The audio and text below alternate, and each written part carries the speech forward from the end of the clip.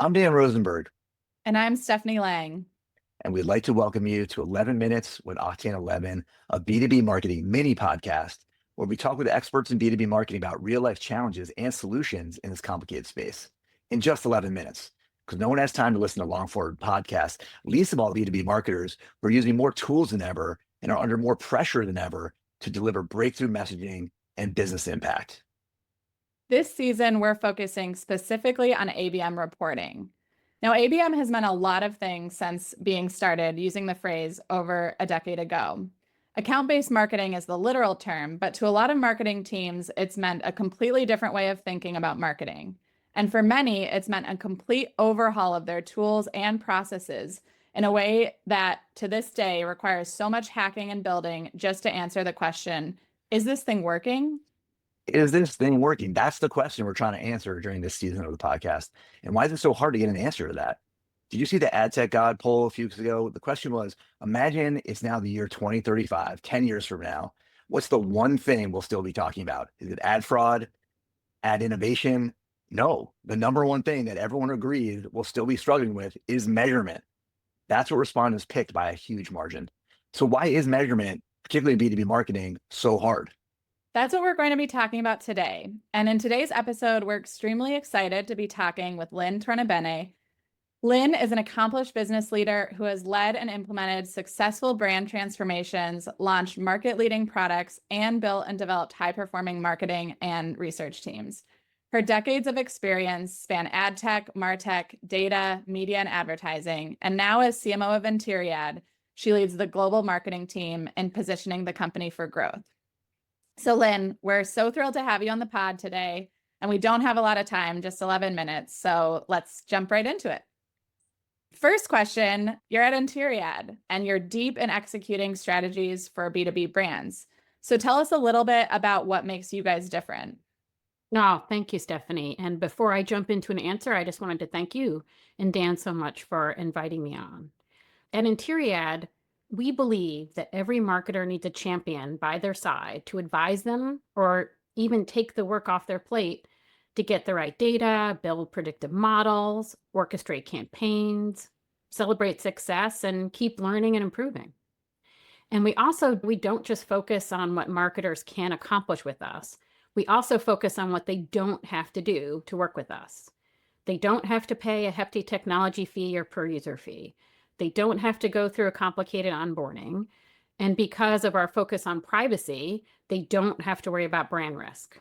So in fact, one of the things that makes us a little different is that we're the only company with a managed service model that's been recognized by Forrester in their intent data wave and marketing and sales data provider wave, and by Gartner in their market guide for GTM data applications. Since we started as a B2B data company about 25 years ago, and through the years, we've added on our marketing cloud and managed services across the full funnel, everything from analytics to brand to demand to BDRs. We've really always been passionate about championing B2B marketers and helping them shorten that path from setting goals to crushing them. Yeah, I've certainly just in working with your teams over the past years, you guys span across so much. So I'm curious, how is measuring success across everything? How has that been a challenge for you, or what's worked? Well, we don't go to market using a product-led growth motion, which means that buyers engage with a salesperson during their decision process with us. So what that leads to is the need for an integrated view across reach and engagement, across that buying group and the whole process that is agnostic about whether that reach and engagement came from a digital channel, an event, or from a sales outreach, right? So like many of our peers, we've been challenged with getting that integrated view across all of those different touch points so that we can better optimize the experience for those buyers and, of course, optimize our own budgets and investments. And let's not forget, as a CMO, I have to be able to support that investment with our board. So I need simple and trustworthy metrics and visualizations of those metrics that are relevant to them while also help me make decisions. Now, one way we've addressed that last point there, particularly around communicating with the board on that sort of simple metric, is using marketing lift as a core Mhm. measurement of the efficacy of our investments. So we measure that lift of an engaged population versus a control.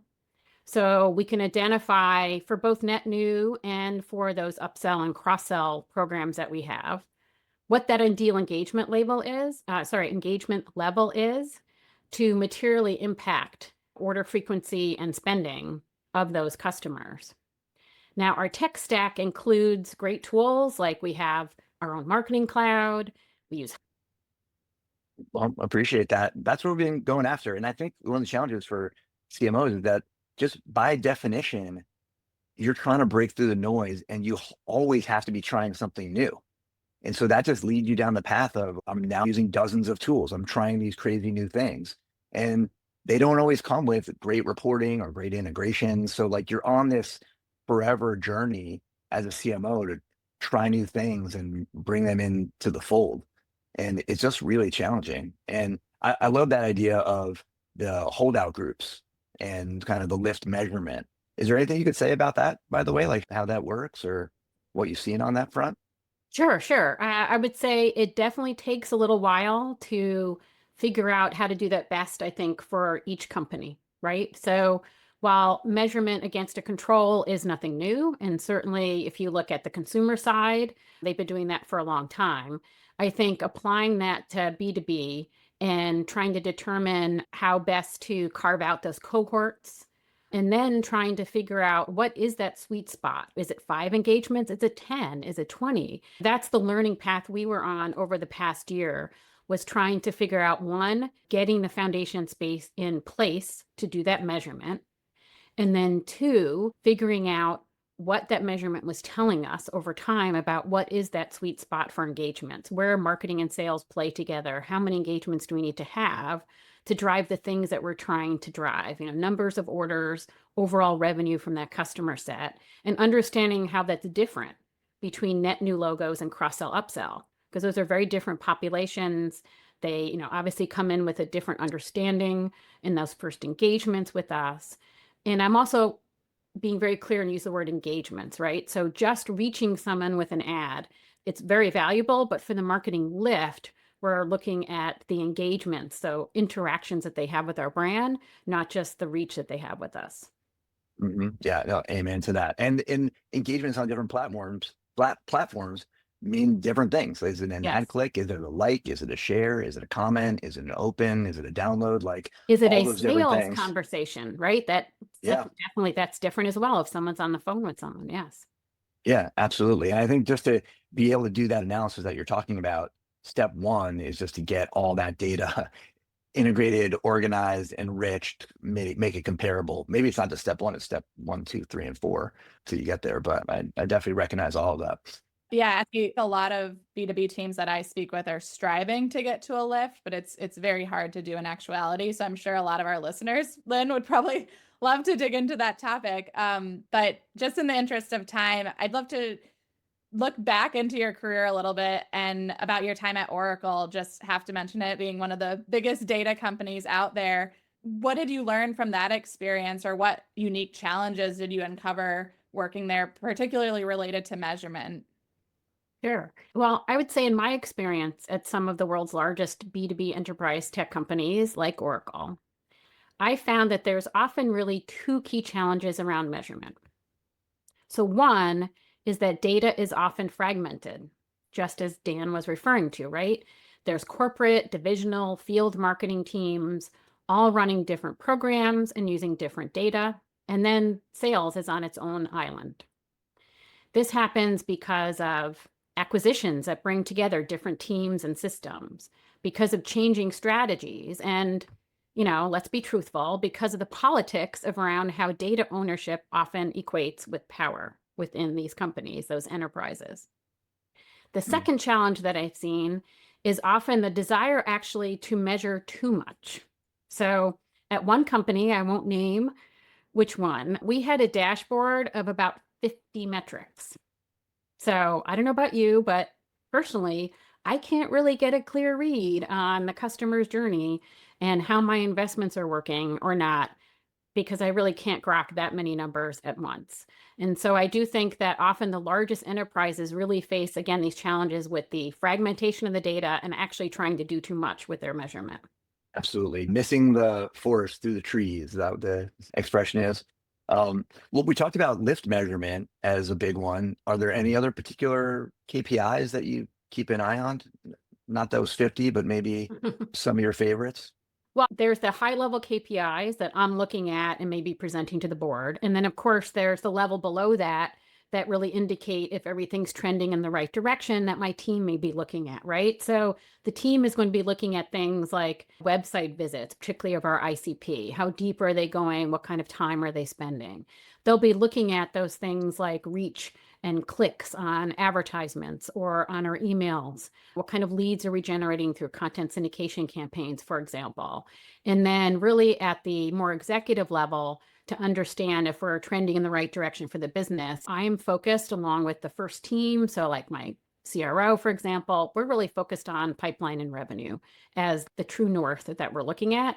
Are we generating the right revenue as well? So not just any revenue, but we want that revenue to be in our ICP and in those companies that, as we understand them from our data, are more likely to buy more from us over time and have a higher lifetime value with us. I love that level of altitude and using the board as a mental model for what are the couple of things that really have at the high level, but then be able to go deep in different directions based on what your area of focus is. If you're the email person or if you're the lead gen person or different groups to be able to go deep. I love that, but it all rolling up into one core view. Ultimately, it's all about revenue. There it is, North Star. Good to have that too. Well, we love ending with this question. I know it's a little bit open-ended, but Lynn, if you could wave a magic wand, what would you change about the industry, marketing as a whole, the world, whatever comes to mind? That is quite a bit of power that you've given me. So I think I'll focus that power just on marketing, right? So I think I would use that wand on all of the B2B marketers out there who are weighted down with challenges around measurement and proving their value and how to be nimble in the age of AI. I almost can't believe I didn't say AI yet in this podcast. I would wave that wand so you would all feel the joy of success. I love that. And that is kind of how we feel about it at Octane 11. Like we're just focused on making our clients, the marketers, heroes because they've got so much data at their fingertips, but they struggle so much to bring that data together and have a cohesive view. So wave that wand. I love it. Well, it's amazing. That's all the time we've got for today. 11 minutes goes by really fast, but I learned a lot and I hope you did too. Some of the things we talked about, the importance of services, interesting at Anteriad. I love to hear about all the recognition at Gartner and Forrester and how you're bringing together the tech and the services. Lift measurement as a great way to do the measurement of impact, the importance of getting data all into the right place. Interesting how the data just lives in different teams, not just the sales team, but you've got corporate marketing, you've got brand marketing, especially in big companies. Then layer on top of that, and how do you deal with data sitting in different places on acquisitions? An interesting one, the risk of too many metrics. We always think about, we want to measure a lot, but you can measure too much. But then thinking about how you break that into levels of altitude, and then think about revenue as that North Star. How about focusing on that? And then Lynn, the idea of waving your magic wand just to help those marketers to get the data that they need and be able to enjoy the impact and the success that they have. So I love that one. That's really all we've got time for today. So love going through that with you, Lynn. Thanks for joining us today. Really appreciate it. Thank you.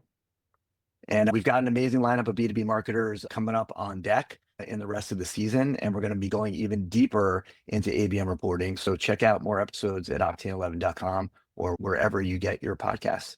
Thanks for listening. Thank you.